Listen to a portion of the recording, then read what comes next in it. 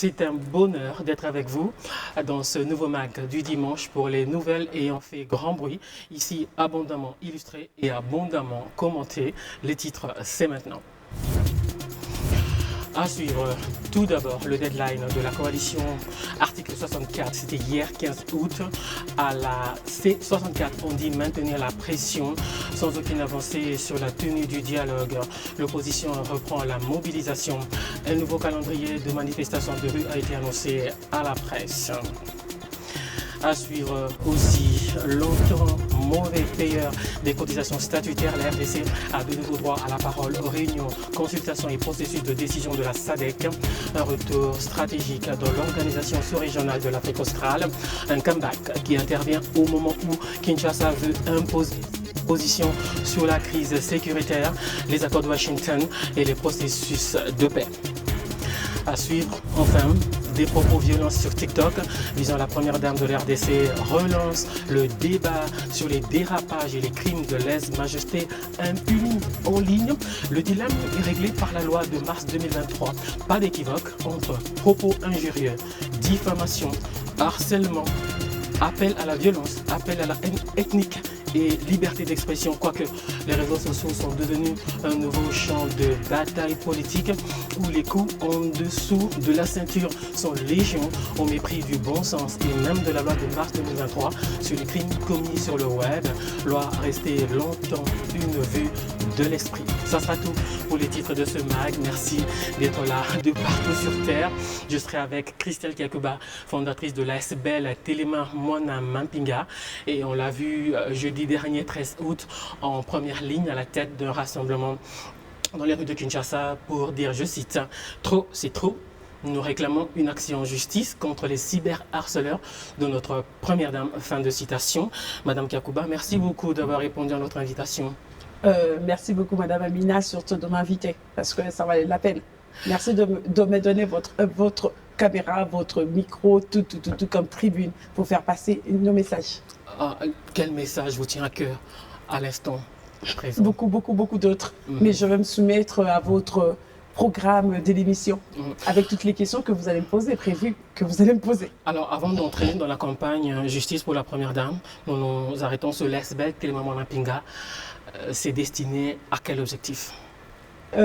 L'ASBL Téléma Moana Mampinga est une association sans but lucratif qui réunit en son sein les dépendants militaires et des policiers de la République démocratique du Congo, mais qui milite pour l'amélioration effective des conditions de vie ou des conditions sociales des dépendants militaires et des policiers. Alors, comment on est passé de ça à la campagne Justice pour la Première Dame? Ok, très bien, belle question. Comment on est passé de l'ASBL Téléma Moana Mampinga, qui milite pour l'amélioration effective des conditions de vie des dépendants des militaires et des policiers, à Justice pour la Première Dame. Alors là, je ne sais pas si je vais mettre sur la place publique un secret, mais Téléma Moana Mampinga, je vais d'abord préciser, Téléma Moana Mampinga est la structure porteuse de la marche, de l'initiative que nous avons eue le 13, le jeudi 13 août. Mais juste aussi parce que, pourquoi Téléma Moana Mampinga? Parce que la Première Dame est une dépendante d'un militaire décédé. La Première Dame a été élevée par un aumônier militaire. Elle a vécu, elle et ses sœurs et ses frères au Kankokolo. Donc c'est une dépendante des militaires. Peut-être plus pour aujourd'hui, mais on restait dépendante d'un militaire ou d'un policier durant toute la vie. Tout à fait, oui. Eh ben, non seulement que ça valait la peine, à un certain moment, il fallait dire trop c'est trop, que nous, comme citoyens, parce que dans Téléma Moana Mampinga, ce sont des Congolais qui ont tout le droit, comme tous les autres Congolais, qui sont à l'intérieur, mais nous aussi, comme ses frères et ses sœurs, nous avons dit non. Nous sommes restés pendant longtemps silencieux, nous avons observé, nous avons cru que, comme on dit souvent, on répond par les silences, mais on s'est rendu compte qu'on était en face des personnes qui ne comprenaient même pas que notre silence, c'était justement la réponse idéale pour eux, mais ils ont continué. Nous nous sommes rendus compte que ce n'était pas la réponse idéale, qu'à un certain moment, il fallait dire trop c'est trop, ça doit s'arrêter, et coquille. Ça fait 5 ou 6 ans que les réseaux sociaux, et plus particulièrement TikTok en RDC, c'est exécrable. Qu'est-ce qui vous a révolté particulièrement? dans cette dernière séquence pour vous amener à initier cette marche où vous avez déposé un mémorandum au CESAC, le régulateur, et au ministère de la Justice? La succession des événements. Eh ben, ici, je vais vraiment fixer les esprits que non, il y a pas que la première dame en fait qui est visée par les cyberharceleurs qui sont parfois qui vivent au Congo ou soit en dehors du territoire national mais qui sont d'origine congolaise. La succession de faits et à un certain moment on en avait marre. Il y a eu le week-end passé un tollé, en fait il y a eu le week-end passé un tollé sur les réseaux sociaux où on voit une dame qui se réveille un matin qui décide de venir sur la place publique une fois de plus d'insulter. Insulter qui cette fois-là? La première dame. C'est pas la première fois. C'est pas la première fois qu'on s'en prend à la première dame, justement. Mais justement parce que ça a perduré. Ça a perduré. Le cas de la première dame est un cas un peu en fait emblématique qui nous a vraiment en fait finalement poussé à nous lever pour dire non, trop c'est trop. Mais il y a eu une succession de plusieurs actes de cyberharcèlement que non seulement la première dame, les autorités de notre pays et autres citoyens congolais, quelle que soit leur tendance politique ou ethnie, subissent justement en fait ces actes-là. Ça devient en fait à un certain moment un fléau qui commence non seulement en fait à caractériser notre État, notre pays, mais ça désacralise justement l'image de notre pays. Parce qu'un matin, on voit un individu d'origine congolaise ou carrément un Congolais qui commence à insulter les autorités. Mais on parle là des autorités légalement en fait établies, démocratiquement établies, qui représentent notre pays. Tous les jours, tout le temps sur TikTok depuis quelques années justement. Alors, vous êtes allé au CESAC, le régulateur, en 2-3 mots. Qu'est-ce qui vous a dit, qu'est-ce qui vous a rassuré chez le régulateur d'abord, puis chez le ministre de la Justice? Chez les régulateurs, en fait, les CESAC, nous avons eu à parler avec lui. Nous l'avons interpellé, mais nous lui avons aussi en fait rappelé ses missions. Quel engagement il a pris? Mais non, il nous a expliqué parce que nous, d'abord, on avait des recommandations. Il y avait le moment était composé des trois différentes catégories des recommandations. Il y avait pour les CESAC, le régulateur. Il y avait pour le gouvernement parce que après tout, le CESAC peut avoir toutes les initiatives, les bonnes idées, la bonne volonté, mais sans le moyen logistique, notamment en fait humain, financier. Christian Bostembe a pris quel engagement faire? Qu'est-ce qu'il a promis? Oui, qu'est-ce qu'il a promis? Il a promis de jouer pleinement son rôle, mais notamment en fait, pour très bientôt, il a dit qu'il y a déjà 2000 comptes qui sont identifiés comme cyberharceleurs, qui seront carrément bloqués par TikTok. Mais aussi, en fait, il a demandé une fois de plus que l'on puisse demander au gouvernement, notamment la disponibilité ou que le gouvernement puisse allouer les moyens suffisants pour que le CESAC puisse réellement jouer son rôle des régulateurs en fait de l'espace médiatique de notre pays. Allez, du ministre de la Justice, qu'avez-vous obtenu concrètement?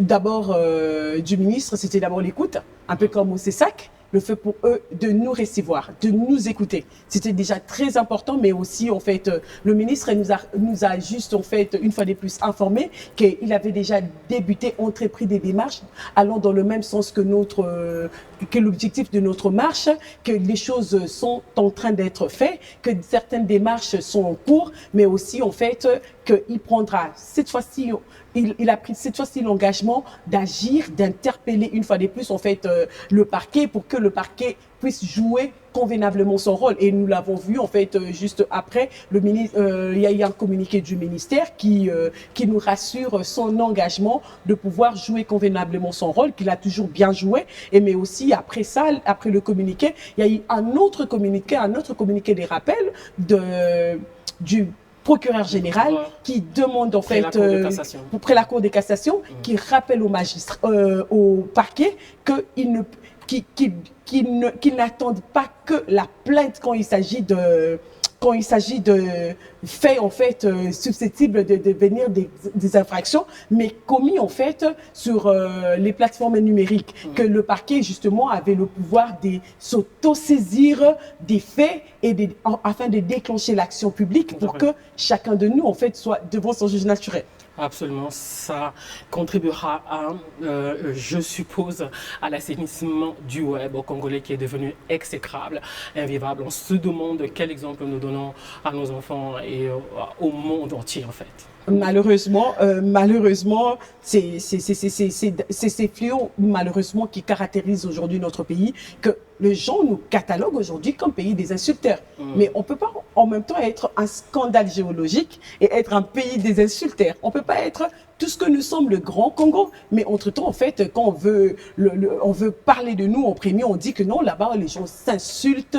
Les gens, ils pensent qu'en fait, en démocratie, il y a des libertés fondamentales qui n'ont pas de limites, qui ne sont pas encadrées, que tout le monde peut faire ce qu'il veut et que la justice restera longtemps à fond ou carrément, en fait, parce que nous sommes en dehors du territoire national, que les frontières vont constituer des barrières pour que les gens ne fassent pas face à leurs faits.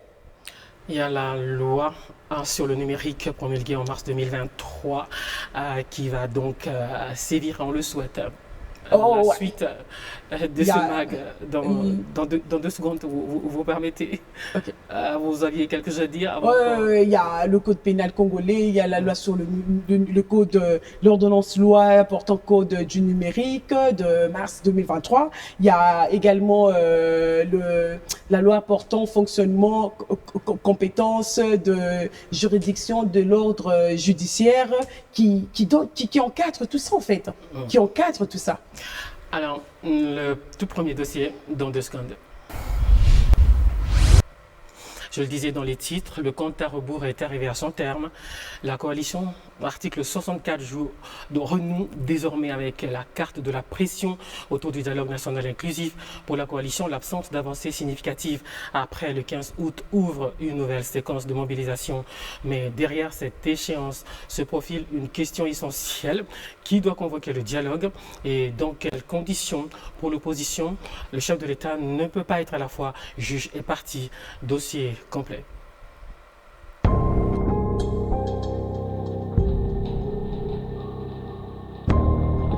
À l'expiration de l'échéance fixée au 15 août 2026, la pression est montée autour du dialogue national inclusif, réclamé par la coalition article 64. L'opposition politique attend désormais de ces actes concrets après les engagements annoncés en faveur de l'ouverture de ces assises. Faute d'avancées jugées significatives, elle promet de tirer toutes les conséquences politiques et de reprendre la mobilisation citoyenne. La C64 annonce la reprise de ses actions citoyennes et mobilisation. Le 15 septembre 2026, elle organisera une marche pacifique sur l'ensemble du territoire national. Pour l'Ensemble pour la République, le parti de Moïse Katumbi, la trêve observée jusqu'au 15 août n'était donc pas un abandon de la contestation.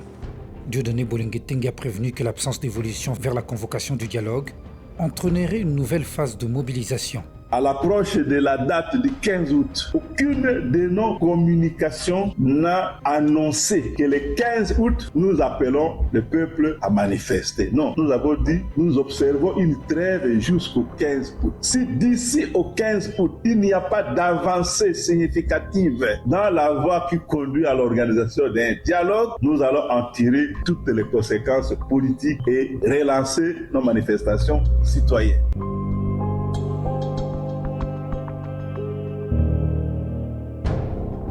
Mais l'opposition se garde pour l'instant de présenter le 15 août comme une date automatique de manifestation. Cette mobilisation portera un message sans équivoque.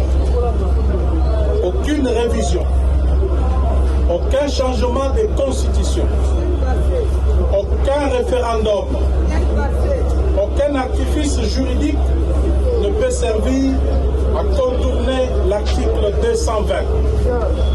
À neutraliser la portée de l'article 70 ou à ouvrir, sous quelque forme que ce soit, la voie à un 3e mandat de M. Félix Tshisekedi. La coalition article 64 défend le dialogue comme une possible voie de sortie à la crise institutionnelle. Pour ses composantes, celui-ci pourrait notamment permettre de préserver l'ordre constitutionnel actuel, alors que le débat sur une éventuelle révision ou modification de la Constitution reste extrêmement sensible. L'opposition soupçonne le pouvoir de vouloir créer les conditions d'un maintien de Félix Tshisekedi au-delà de ses 2 mandats constitutionnels, accusation rejetée par la majorité.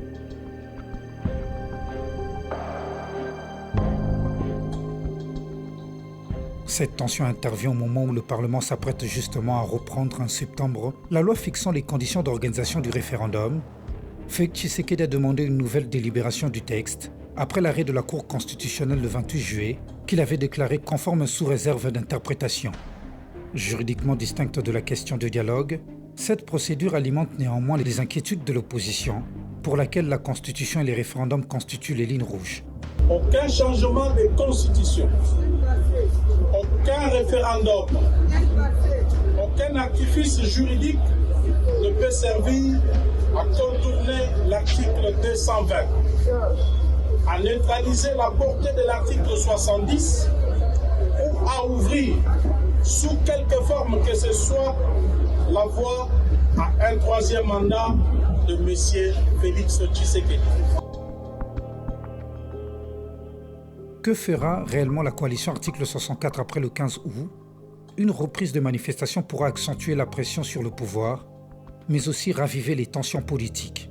À l'inverse, une convocation rapide du dialogue ouvrirait une nouvelle séquence, mais sans garantir son succès. L'échéance de 15 août 2026 apparaît ainsi moins comme un simple ultimatum que comme un test de crédibilité pour les deux camps. Pour le pouvoir, celui de transformer ses engagements en mécanismes concrets de dialogue. Pour l'opposition, celui de démontrer qu'elle peut maintenir une mobilisation structurée tout en privilégiant une issue politique à la crise congolaise. Madame Kapkouba, vous en parlez aussi à l'ASBL du changement de la Constitution, des ultimatums de l'opposition avec vos affiliés? C'est des questions qui concernent tous citoyens congolais. C'est pas que nous organisons de forums ou quoi que ce soit pour en parler, mais chaque enfant de militaire ou des policiers, chaque femme des militaires et des policiers suit l'actualité avec une attention particulière et voudrait aussi en fait non seulement participer au dialogue, mais quand il faudra changer la constitution, nous avons de propositions qui vont nous concerner directement aussi. Ah ouais. Sur quelle matière par exemple? La participation aux élections, par exemple, le droit à avoir un syndicat pour la police comme dans d'autres pays, tout ça. Un syndicat pour la police, yes. Ah oui, quel genre de syndicat? Pour l'armée, ils n'ont jamais eu des syndicats, ils n'ont pas le droit des syndicats, ils n'ont pas le droit de se retrouver dans des syndicats. Mais comme dans d'autres pays. L'armée et la police sont apolitiques. Mais justement, et il y a des questions comme ça. On va faire un tableau comparatif en fait avec ce qui se passe dans d'autres pays africains et venir proposer pour que ça devienne aussi en fait une réalité ici chez nous. Ça sera l'occasion de faire des propositions comme ça, que ça passe ou que ça ne le passe pas, mais ça sera l'occasion pour nous de faire aussi des propositions comme ça en tenant compte des expériences extérieures. Et comment ils veulent être représentés au dialogue? Non, pas eux, mais nous, leurs dépendants. On ne peut pas partir, en fait, si on doit se poser des questions. Pourquoi le dialogue est revendiqué aujourd'hui? Parce que notamment, il y a la guerre, il y a une partie de notre territoire qui est occupée par les rebelles. Il y a une agression avérée de notre pays, et justement. Mais qui sont les premiers acteurs de la guerre? Ce sont les militaires. Mais les politiciens veulent se retrouver pour parler d'un problème, en fait, qui concerne directement les militaires, notamment, parce que ce sont eux qui sont au four et au moulin, ce sont eux le premier acteur, sans eux. Sans eux. Mais ouais, pour le moment, ils sont apolitiques.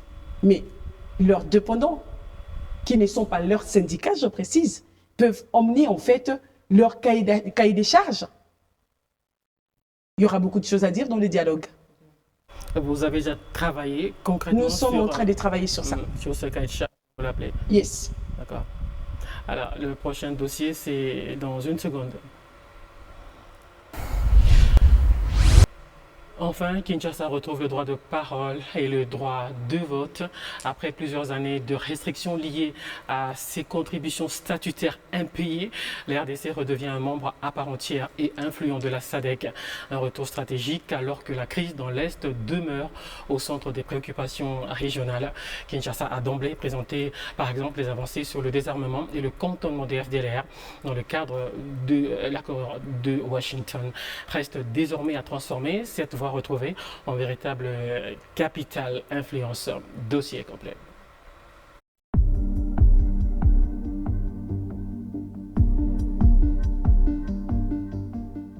La République démocratique du Congo retrouve sa pleine voix au sein de la communauté de développement de l'Afrique australe, SADC. Réuni le 12 août à Durban, le Conseil de ministres de l'organisation régionale a levé les restrictions qui limitaient la participation de Kinshasa après la régularisation de ses arriérés des contributions. Privée des droits de parole depuis 2024, la RDC peut désormais reprendre pleinement part au débat et aux mécanismes décisionnels de la SADC.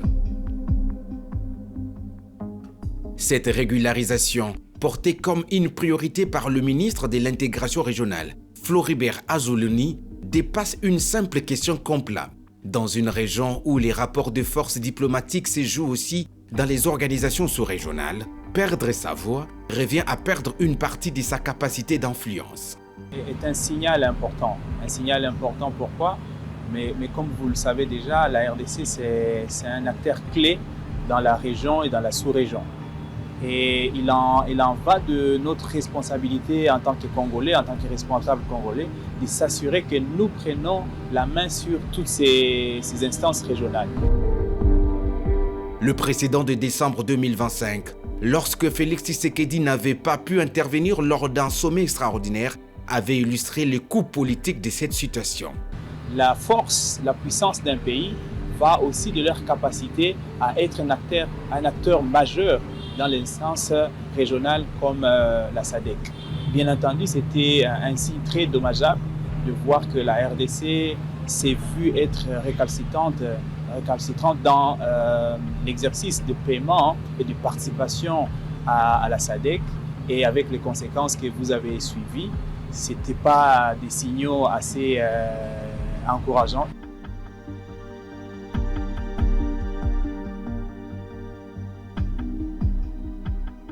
Le retour de Kinshasa intervient surtout à des moments stratégiques.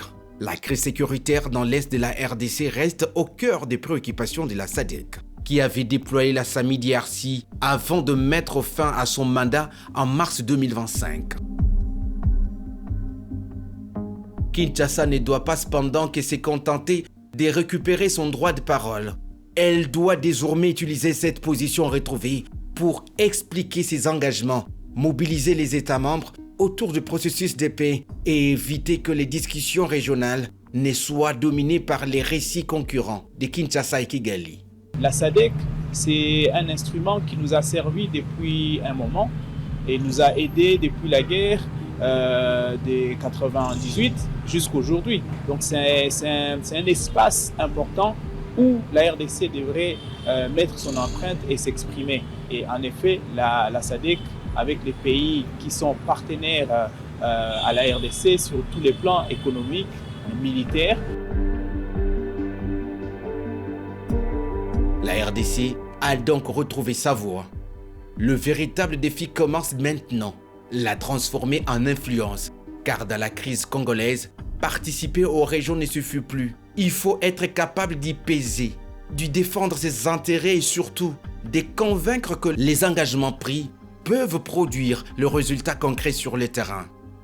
Pour Kinshasa, le retour dans le jeu institutionnel de la SADC est moins une fin qu'un nouveau levier pour la bataille diplomatique autour de la paix dans la partie orientale.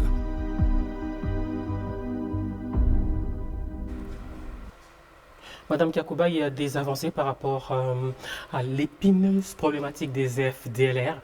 Vous avez accueilli ça comment ? Des avancées sur... Ils ont passé un accord avec le gouvernement congolais par rapport à leur désarmement et leur cantonnement. Les FDLR, on le sait depuis presque 3 décennies, constituent ce qu'on peut considérer comme une sorte de prétexte pour le Rwanda oui, pour attaquer le Congo. Ok, c'est très bien en fait que le gouvernement congolais puisse montrer sa bonne volonté sur cette question, parce qu'il faut rappeler qu'en droit international, tout part de la bonne foi. Nous sommes en train de démontrer, en fait, ce sont des actes de bonne foi qui démontrent que nous sommes animés de bonne foi pour que ça cesse en fait. Mais il y a d'un autre côté aussi, aujourd'hui, si on doit se le dire, la grande partie, en fait, les partis occupés par l'ennemi, en fait, ce sont des partis qui regorgent le grand nombre de FDLR, qui profitent de cette occasion pour les neutraliser. qu'ils profitent de cette occupation pour les neutraliser et pour les extrader au Rwanda. Mais aussi d'un autre côté, moi, je me dis aussi qu'il faudrait qu'à un certain moment que le Rwanda puisse accepter de négocier en fait avec le FDLR parce qu'après tout, ce sont des sujets rwandais. Eux, ils le réclament. Eux, ils disent qu'ils constituent pour eux une menace. Mais ouais, mais si quelqu'un constitue pour, en fait, un groupe constitue pour vous une menace, commencez d'abord par les reconnaître comme interlocuteurs valables et puis mettez-vous ensemble comme peuple rwandais. Parlez de vos problèmes. Mais là, tout ce qu'on peut dire, en fait, que le gouvernement ne peut que démontrer sa bonne foi, parce que tout part de la bonne foi, sa bonne foi, en fait, dans la résolution, en fait, de nos différends avec notamment le Rwanda sur la question des FDLR. Mais d'un autre côté aussi, nous demandons au Rwanda qui occupe notre pays avec l'appui de certains Congolais de pouvoir profiter de cette occupation illégale pour neutraliser et extrader le sujet considéré comme FDLR au Rwanda. Vous avez fait allusion à ces Congolais complices de l'occupation rwandaise. Certains opposants appellent à leur participation à ce dialogue. À ce sujet, vous leur répondriez quoi si vous étiez donné? Moi, comme je l'ai toujours dit, en fait, que le dialogue dans ces pays ici, en fait, ne nous emmène presque rien du tout. C'est pas aujourd'hui qu'on a commencé à dialoguer. Moi, de mon vivant, en fait, j'ai vu le dialogue de la Sun City.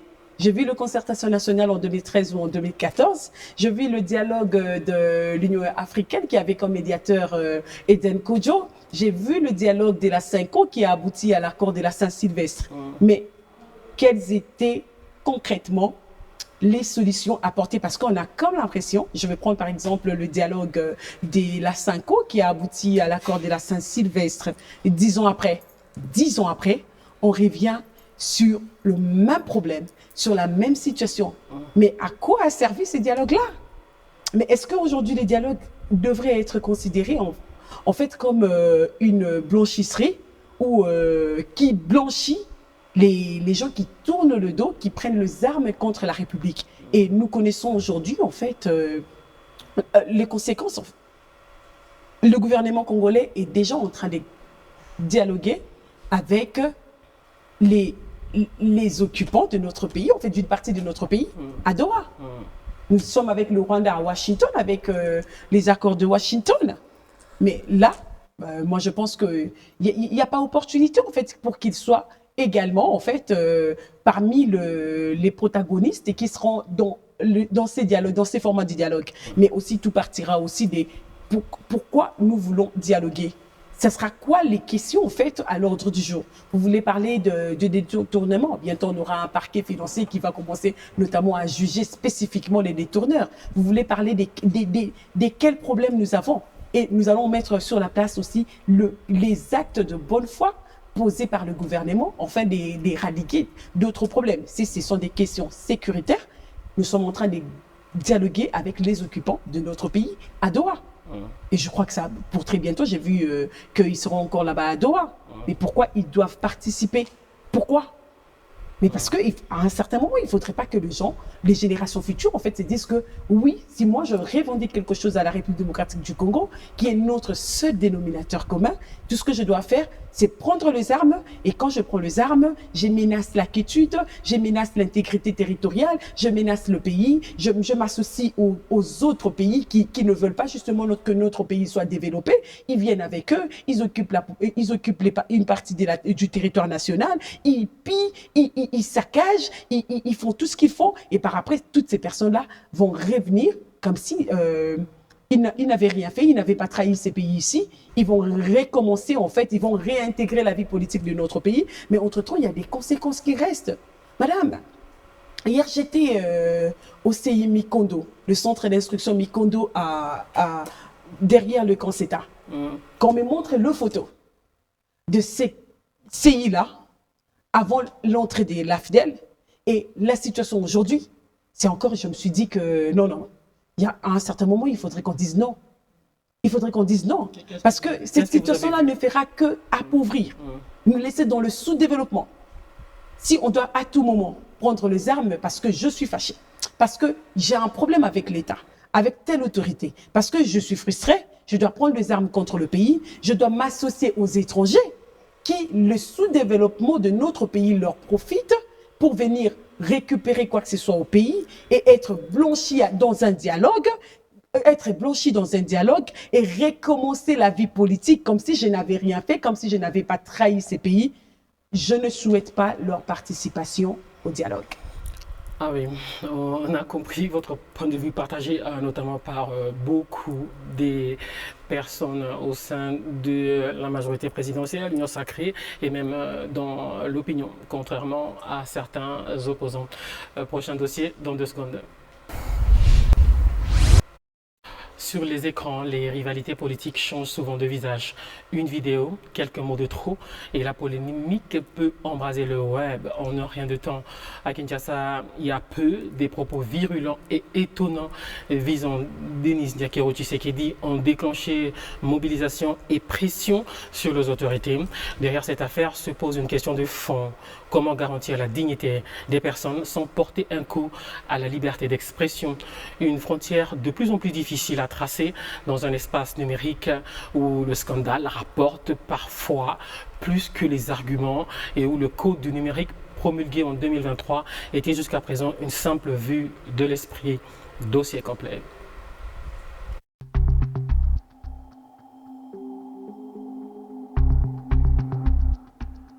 À Kinshasa, une polémique née sur TikTok a rapidement quitté le terrain du simple clash pour devenir une affaire politique et institutionnelle. Les propos injurieux visant la première dame Denis Diakero Tshisekedi ont suscité une mobilisation publique, la saisine des autorités et de demandes de sanctions. L'auteur de propos a depuis présenté ses excuses. Avec tout le respect que je vous dois, je présenter l'excuse Nanga, Maman Lingi Sauza Maman, à tout cas me retirer ma parole Nanga, à toute sincérité, avec mon cœur, je demande pardon et puis talaka bakusakina na mema maki. La mobilisation organisée le 13 août à Kinshasa, avec un mémorandum adressé notamment au Conseil supérieur de l'audiovisuel et de la communication et au ministère de la Justice, traduit cette nouvelle réalité. Est-ce qu'il faudrait laisser les individus importuner les gens parce qu'ils sont très loin de ce pays? Aucune frontière, aucune distance ne peut être la raison d'harceler, de diffamer parce que nous sommes loin des frontières nationales. Non, monsieur le Président. En revanche, les insultes systématiques, menaces, humiliations et atteintes à la vie privée, diffusion de données personnelles ou campagnes coordonnées destinées à détruire une réputation changent de nature. Yamotuya o il faut koyeba, c'est que biso kokola o tokola mama bazai bakoli sabiso awa, mafingeze loko balakisaka biso te. Okoki na yo kozala na opposition, okoki na yo kozala contre. Mais mafinga wana eza babiloko moko yango pende zo bebisa image ya mboka na biso. La controverse devient alors une véritable monnaie numérique. Le phénomène dépasse d'ailleurs le cercle présidentiel. Opposants, militants, journalistes, artistes et personnalités publiques sont régulièrement exposés aux attaques numériques. Les femmes demeurent particulièrement vulnérables, souvent ciblées non pas sur leurs idées ou leurs compétences, mais sur leur apparence, leur vie privée ou la réputation. Le cyberharcèlement devient ainsi le prolongement numérique de violences et discriminations déjà présentes dans notre société. Soki to lobby na bolandia motuna na yo. Soki to lobby ke lelo to kanga TikTok. Toko pénaliser ba oyo basalelaka TikTok na ndenga mayele. Lelo soki moko na babiso ndenge tosalelaka biloko wana. Tomi pesi limite te. Eza na ba risque ebele. Na koloba nyonso ate me bato nyonso bafingaka. O bazo finga, soki baolanda siko batika na butwa lelo. La régulation doit reposer sur de faits établis, une procédure régulière et des sanctions proportionnées. La tentation de suspendre ou de bloquer une plateforme ne réglerait d'ailleurs pas le problème de fond. Les utilisateurs migreraient forcément vers d'autres espaces. La véritable bataille se situe ailleurs, dans l'éducation au numérique, la responsabilité des utilisateurs, la coopération avec les plateformes et l'application effective de la loi. Nous avons dit, les plateformes, vous êtes responsables de ce qui nous arrive. Et pour qu'on arrive à mettre terme à cela, vous avez l'obligation de respecter votre modération, d'empêcher à toutes les personnes malveillantes de bloquer les comptes qu'on vous a envoyés, à peu près 2000 comptes qu'on a déjà envoyés. Mais la solution la plus importante maintenant, c'est fermer momentanément. Les excuses constituent un premier signal, mais une société ne peut construire sa régulation numérique uniquement au gré de scandales. Il faut des règles connues, comprises et appliquées à tous, quelle que soit l'identité de la victime ou son appartenance politique. L'affaire Denise Nyakeru Tshisekedi dépasse donc la première dame. Elle pose une question de société. Comment préserver la liberté d'expression sans laisser la violence numérique devenir une arme politique? Pour la RDC, le défi n'est plus de savoir s'il faut réguler les réseaux sociaux. Il est désormais de trouver le juste équilibre en liberté, responsabilité et protection de la dignité humaine. Car dans la démocratie numérique qui se construit, le clavier est devenu une arme de persuasion et parfois même de destruction.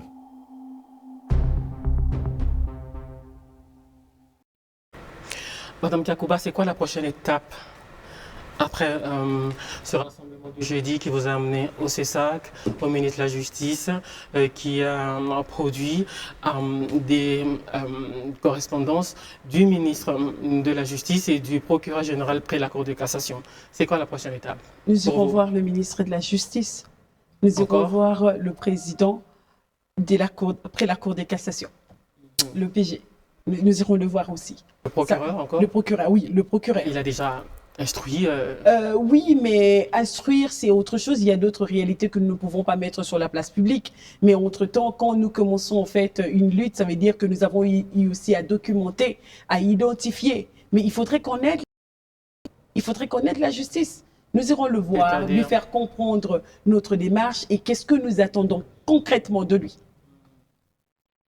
Et en dehors de cela, nous avons eu aussi à identifier le pays qui regorge les grands nombres d'insulteurs, des cyberharceleurs, notamment en première ligne, en fait, la France. Après la France, il y a la Belgique, il y a les États-Unis, il y a le Canada. Nous irons également, en fait, parler avec les ambassadeurs de ces pays-là, qu'est-ce qu'ils peuvent faire. Nous irons exprimer notre mécontentement, mais entre-temps aussi, il y a des institutions étatiques qui vont aussi faire des démarches vers les structures sœurs de tous ces pays-là. Entre-temps, nous espérons aussi vulgariser, informer les gens, former, vulgariser, sensibiliser sur le méfait du cyberharcèlement. Qu'à un certain moment, il faudrait qu'on responsabilise tout le monde. Il faudrait dire aux Congolais que tout ne devrait pas chuter aux insultes, que toute divergence d'opinion ne devrait pas en fait chuter par les insultes. Que aussi, nous avons déjà dans un premier temps un rôle à jouer, parce qu'il y a des choses, il y a des démarches que le gouvernement, les institutions étatiques, notamment le CESAC, qui est le régulateur, devraient engager. Mais nous, comme peuple congolais, nous pouvons déjà faire des actes très simples en vue justement avec objectif d'assainir l'espace médiatique de notre pays, notamment se désabonner, signaler, bloquer les comptes insulteurs. Si nous commençons déjà à les faire, nous allons les décourager. Parce que eux, ils le font aussi parce qu'ils doivent recueillir le grand nombre de vues afin de se faire payer par les plateformes. Mais si nous, Congolais, partout où nous sommes, nous refusons de suivre en fait leurs bêtises, nous refusons de les soutenir en visualisant leurs vidéos, en partageant leurs vidéos, en s'abonnant sur leur compte, ça veut dire que nous allons déjà jouer un rôle, alors un rôle important qui coûte pratiquement presque rien, mais juste question des valeurs morales. La plus grande responsabilité revient au pouvoir public, aux régulateurs, à la justice, à la police, comme sous d'autres cieux. Il est quasiment impossible, même dans les grandes démocraties, que les gens passent leur temps à s'insulter copieusement, comme on le fait chez nous, parce que il y a des barrières, il y a le régulateur, il y a la police, il y a la justice qui est présente sur le web pour traquer tous ceux qui enfreignent la loi, ce qui n'était pas le cas chez nous. Les gens peuvent signaler les comptes à problème, mais avant ça, il faut que les pouvoirs publics jouent leur rôle. Raison pour laquelle nous étions partis chez les régulateurs, qui est le CESAC, qui est d'ailleurs parmi les institutions d'appui à la démocratie. Et nous avons même rappelé au CESAC, mais dans toute démocratie vieille qu'elle soit, là où ses limites s'arrêtent, les libertés fondamentales des uns, comment celles des autres, que tout le monde avait droit à sa dignité. Mais nous sommes également allés au ministère de la Justice. Nous avons dit la même chose. Oui, mais entre-temps, on veut juste responsabiliser tout un chacun. Il faut dire aux gens, à un certain moment justement, il faut dire aux gens que derrière le petit écran, derrière mon petit écran, il y a une vie derrière. Il y a un parent qui a ses enfants, qui peut être touché mentalement, moralement, qui peut. Dans l'une de mes émissions, grande interview, j'avais reçu Dona Mbaya, fondateur de Journalistes en danger, une immense ONG de défense de la liberté et la presse, qui s'est exilé au Canada pendant presque 20 ans. Et là-bas, il disait dans cette émission, il y a 2 mois à peu près, quand quelqu'un s'amuse à proférer des menaces ou des propos virulents contre quelqu'un derrière son écran, à 10h, à 10h30 ou à 11h, la police est devant chez lui pour l'arrêter. Et là-bas, on ne le fait pas. Et le Canada, c'est un pays hyper développé. Et on attend chez nous aussi que ça se passe ainsi. Il y aura de moins en moins ou pas du tout d'insulteurs sur les réseaux sociaux. Est-ce que vous avez remarqué que depuis cette mise en garde du ministre de la Communication notamment, du régulateur, du ministre de la Justice, il y a de moins en moins d'insulteurs sur TikTok et ailleurs? Est-ce que vous avez fait une sorte de monitoring? Nous sommes en train de faire le monitoring, mais c'est des gens en fait... 2, 3 coups d'œil comme ça. Il y a des gens en fait, eux-mêmes d'ailleurs, ils ont organisé un live sur TikTok pour dire qu'on ne va pas nous bannir à cause de vous et nous, à notre niveau, nous allons d'abord commencer à vous sanctionner. Eux-mêmes, entre eux, utilisateurs, ça veut dire que le message passe. Mais seulement qu'il faudrait renforcer les campagnes, la vulgarisation, mais aussi la sanction. Parce que les lois existent pour réglementer la société. Il faut que les gendarmes à tous les niveaux jouent leur rôle. Alors, des réactions par centaines sur mon TikTok, par exemple, où j'ai posté la vidéo de votre marche. Les gens disent Télémaman Lamapinga n'a jamais marché contre l'insécurité, par exemple. Ah, ok, mais c'est seulement que les gens ne connaissent pas Télémaman Lamapinga. Télémaman Lamapinga, dans ces pays ici, s'est levé un matin, après les enfants des militaires et des policiers, les femmes de militaires et des policiers, ils ont commencé à quitter mon magasin jusqu'à la cité d'Eloïa pour dire au chef de l'État, Tolembi Passi. Télémaman Lamapinga a pris les enfants des militaires et des policiers, du camp Force Navale et du camp Lufungula. Les femmes des militaires et des policiers de ces 2 camps-là, ils sont allés auprès du ministre de l'Éducation nationale à l'époque, Maître Tony Mwaba, pour lui dire, Monsieur le ministre, n'attendez pas qu'on vous appelle pour dire qu'il y a eu fissure ou écroulement du mur à l'école, à l'épée 5 Lufungula ou à l'épée Force Navale. Monsieur le ministre, nous vous demandons de venir chez nous, voir dans quelles conditions nos frères et sœurs, enfants des militaires et des policiers, étudient dans ces écoles-là. Et nous savons, comme gardien de la gratuité de l'enseignement, vous allez agir. Le lendemain, nous sommes partis avec le ministre. Au camp Force Navale, madame, je vous informe, grâce à ces plaidoyers-là de Télémaman Lamapinga, avec ses moyens financiers propres, pour la première fois, durant la même année, je parle de 2023, le camp Force Navale, 49 ans après sa construction officielle, a eu une école en briques.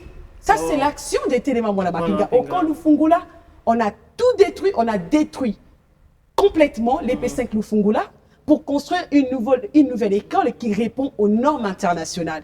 Dans ces pays ici, Télémaman Lamapinga a pris à sensibiliser le veuf des militaires qui, quand le président Tshisekedi prend le pouvoir, trouve la veuve du militaire le plus gradé avec 32 000 francs comme rente de veuvage, équivalent à l'époque c'était 13 à 14 $.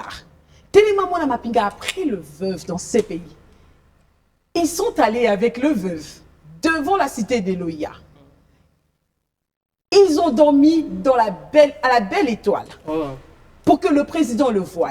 Et ce jour-là, le président dit aux veuves, ma maman Nayoki, nous sommes en 2020, je vais sensibiliser les membres du gouvernement. Quand viendra l'heure de la rédaction de la loi budgétaire pour qu'ils mettent aussi en fait une attention particulière sur vos problèmes. Et je vous informe, l'année qui avait suivi, la rente de veuvage de veuve est partie des 30 000, 32 000, 34 000 francs. pour la veuve du militaire le plus gradé à 300 et quelques mille, 400 et quelques mille. Et à ces jours, là, on parle déjà d'une majoration à plus de 1000%. Et quand il y a eu doublement de la solde de militaires et des policiers en mars 2025, elles ont été bénéficiaires du dédoublement. Et parce qu'aujourd'hui, la veuve des militaires ne touche plus 34 000 francs comme c'était avant. On n'a plus de majoration habituelle qui était autour de 10 000, 20 000, mais elles sont parties de 30 000 à 600 000 pour certaines, à 650 000. Ça, ce sont les actions des Télémaman Mapinga. Télémaman Mapinga dans ces pays ici s'est levé le matin, chaque matin, et continue à le faire. Part dans des camps militaires et policiers pour dire aux parents qu'ils doivent convenablement jouer leur rôle des parents pendant le parcours scolaire de leurs enfants. Et dit aux enfants, entre dans des écoles, des camps pour dire à ces enfants-là qu'elle a Sindé Bomoï. Télémaman Mapinga dans ces pays s'est levé un matin et parti au camp de Fungola où l'OVD avait curé la rivière Gombe et est parti pendant plus d'un mois sans pour autant évacuer les déchets. Télémaman Mapinga est parti, a fait une vidéo pour montrer la situation. Et l'OVD qui ne prenait plus le téléphone est revenu 2 mois après pour évacuer. Et Télémaman Mapinga, si vous voulez dire, si vous voulez étiqueter Télémaman Mapinga parce que la marche soutenait notamment ou en premier, particulièrement, la très distinguée première dame, je voulais dire, l'action que nous avons menée les jeudis n'a aucune différence avec les autres actions que nous menons en faveur des dépendants des militaires et des policiers, que également la première dame. Donc la communauté a été choquée, indignée de voir comment l'une des leurs faisait face à toutes ces insultes-là, presque pendant 2 ans sans que personne ne puisse parler. Au contraire, d'autres personnes, en fait, financent ces gens-là pour qu'on puisse, en fait, l'insulter, la désacraliser et tout. Et Télémaman Mapinga a agi... Des campagnes de lynchage. Des campagnes de lynchage. Ah, mais je veux dire, Télémaman Mapinga a agi comme elle a toujours agi pour les autres dépendants des militaires et des policiers qui connaissent des problèmes aussi. Ouais. On a agi, nous avons agi en faveur de la très distinguée première dame, d'abord parce que c'est une Mwana Mapinga. Okay. Donc c'est pas différent quand je me lève le matin. Je dis, Mwana Mapinga. Mais justement, quand je me lève le matin, je dis, je vais aller plaider presque gratuitement, faire presque le prodéo en faveur d'un dépendant des militaires ou des policiers qui est incarcéré ou emprisonné pour de faits bénins ou carrément parce qu'il est innocent, mais juste sa situation d'être enfant d'un militaire, de ne pas avoir quelqu'un pour plaider sa cause, fait de lui justement en fait un criminel. Ok, on termine par là. C'est où votre siège pour ceux qui ne vous connaissent pas et qui veulent venir vous soutenir, adhérer? Au Camp Force Navale. Camp Force Navale, d'accord. Yes. Merci beaucoup. C'est à moi de vous remercier. Christella Kiakuba. Mais entre-temps, il y a un élément. Okay. Je vais vraiment être très clair avec les gens qui critiquent l'action des Télémaman Mapinga. Dans ces pays, nous avons beaucoup d'associations. Je vais rappeler, peut-être les gens ne connaissent pas des milliers d'associations. Peut-être que le problème, c'est aussi parce que les gens sont ignorants de leurs droits. Il faut dire, je dis à toutes ces personnes qui critiquent l'action des Télémaman Mapinga ou l'action initiée par moi et portée par moi, par ma personne. Si vous êtes choqués, si vous trouvez qu'on doit aussi marcher pour l'eau, pour le courant, et je ne vous refuse pas ces droits-là, je vous informe que de la même manière que Télémaman Mapinga ou ma personne, nous avons usé de notre droit constitutionnel d'initier une marche tout en respectant les institutions, en informant au préalable 48 heures avant le gouverneur. Vous pouvez aussi le faire. Initiez vos marches, initiez vos actions. C'est parmi les sanctions, inorganisées de l'État, comme on le dit en droit, que le peuple peut initier. Initiez le marche. Si vous n'avez pas de courant, prenez 5 personnes, 10 personnes. Je ne vous demande pas de traîner des milliers de Congolais comme nous l'avons fait parce que tout dépend de la base naturelle. Ça, c'est la base naturelle, notamment la base naturelle de la première dame qui s'est levée pour dire non à l'injustice qu'elle subit depuis presque 2 ans. Initiez vos marches. N'attendez pas à être 8 000 ou 2 000. Initiez vos marches. C'est votre droit. Parlez de ce qui vous concerne. Il y a des marches, il y a aussi... des grèves de la faim. Il y a des grèves de la faim, il y a des pétitions. Vous avez tous ces droits-là, il faut le voir, il faut lire sur ça. Posez cette question aux gens, vous avez tous ces droits-là. Usez de vos droits comme nous avons usé de nos droits pour faire parler nos voix, pour faire entendre nos voix. Merci. Vous avez un sacré courage d'avoir initié ça et que c'était un succès dans ce sens-là. Merci à vous d'avoir regardé ce mag qui se termine ici. On se retrouve dimanche prochain si Dieu le veut. Merci.